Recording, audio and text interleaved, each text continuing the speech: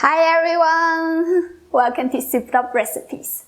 Today's recipe is very simple and it's also a special recipe for me. It's called ginger sugar. I have very serious arthritis. My knees joint and wrist hurts almost every single day. When it's raining or the weather gets cold, it hurts even worse. I know I look too young to have arthritis, but I have it for over 10 years now. This is one of the reasons why I came to Ecuador, because Ecuador is on the equator. It's warm all year round, which is exactly what I need. Anyway, in order to deal with my pain, I create this recipe. Because ginger is something hot, and I need the heat to warm myself up. It will make me feel better as I eating it. And it's very tasty. It's like very handy little snacks. I will just keep eating it while I'm watching movies or reading books. So let's get started. For this recipe, you will need 150 grams of brown sugar, 150 grams of glutinous rice flour, 30 grams of water, 180 grams of ginger, plus some shredded coconut that I forgot to show. First, let's deal with the ginger. Rinse it under running water. Make sure you wash off the mud. You don't need to peel the skin because it doesn't matter if the skin on or not. You can peel it if you want, but it's just more work to me. Roughly cut it into slices. Put it in a cup. I didn't add any water in it, so it will be a bit difficult to use a blender. That is why I am going to use a hand blender. You can also use a food processor to blend it. Okay, it doesn't look like it has a lot of juice, but you will get pretty a lot when you squeeze it. Use a sieve and put a cheesecloth to cover it. Squeeze the juice out of the ginger. Make sure you get the last drip.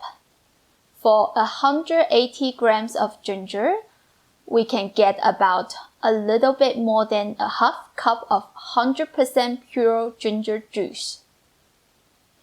Pour the ginger juice into the glutinous rice flour. Use a fork to cooperate it. It will look a bit messy in the beginning, but soon you should be able to make it into a dough. Cover it and let it sit for 15 minutes. While waiting, we can move on to the next step. In a sauce pot of brown sugar and 30 grams of water. Stir this on low heat. Adding water will thin the sugar a little bit and lower the chance of burning. Once you see it starts bubbling a lot, like that, let it cook for another 40 seconds and then turn off the heat.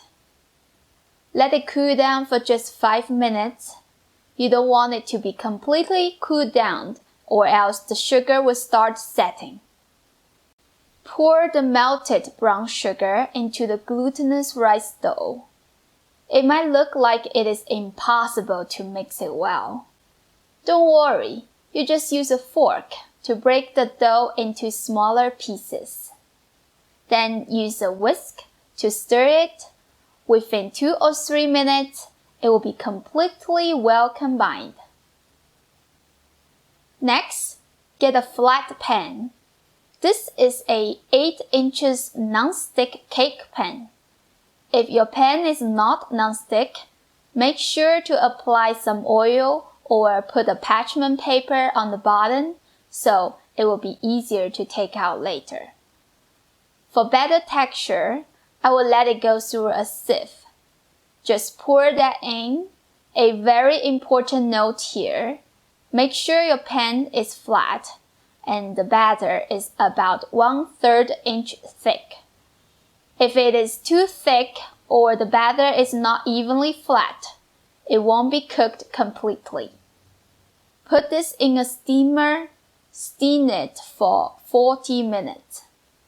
This is how I check if it is completely cooked through. Put a stick in it and check the consistency. If you see the batter that attached to the stick is a little bit transparent, that means you are good to go. I have another stick here just to show you how does it look like when it is uncooked. Then take it out, cover it, and set it in the fridge overnight. This is the next day. Because it is a non-stick pan, so it should be easier to take out. Then we're gonna cut it into long strips. You can wet the knife with cold water so it doesn't stick to the knife. Sprinkle some shredded coconut so it won't be too sticky. Then coat it with the coconut completely. You can also use sugar powder if you have it.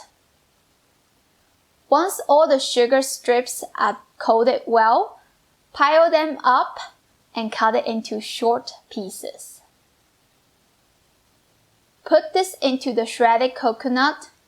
If you see two pieces sticking together like that, just break it apart.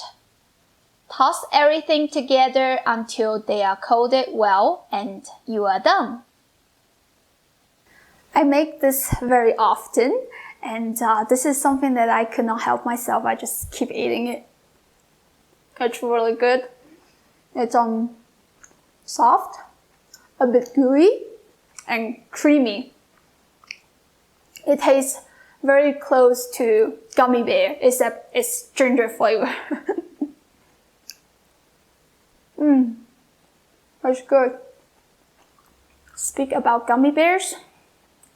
I can eat a pound of gummy bears within a day, and that is normal for me. I know you think I'm lying because I'm too skinny, but believe it or not, I never gain weight. Okay? The ginger is very powerful. If I eat a lot, I feel like the heat is coming out from inside of me, which makes me feel really good. I hope you give this a try soon. If you did, leave me a comment and let me know how it went. As always, you can check the description for the written down recipe, and please give me a thumbs up. If you like Chinese food, subscribe to my channel and hit that notification bell so you don't miss any episode. If you want to know more about me or support me, check out my Patreon link. It's right there. And I'll see you next time. Bye!